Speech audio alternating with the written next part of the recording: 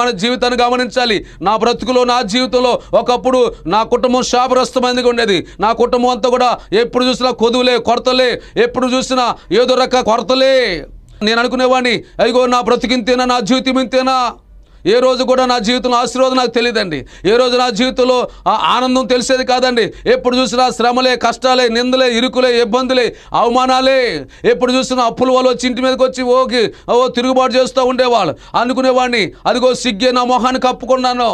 అలాంటి పరిస్థితుల్లో ఏమంటే దేవుని సన్నిధికి వచ్చి దేవుని సన్నిధిలో మొరపెట్టి, అయ్యా నాలో అవినీతి ఉంది, నాలో అక్రమం ఉంది, నాలో యథార్థత లేదు, నాలో నీతి లేదు, నాలో ఏ మంచి లేదని చెప్పి, పాపులో ప్రధానమైన పాపినయ్యా, నేను దొంగని, మోసగాని, వ్యభిచారని చెప్పి 2005 సంవత్సరము డిసెంబర్ 17వ తారీఖున ప్రభు సన్నిధిలో మోకరించి ఒక తీర్మానం చేసుకున్నాను. అదిగో నేను పరలోకమునకు నీకు విరోధంగా పాపం చేసేతిని, నేను దౌర్భాగ్యుని, నీచుణ్ణి, నీ కుమారుని అనిపించిన యోగ్యుని కాదు, ఇప్పుడు దాకా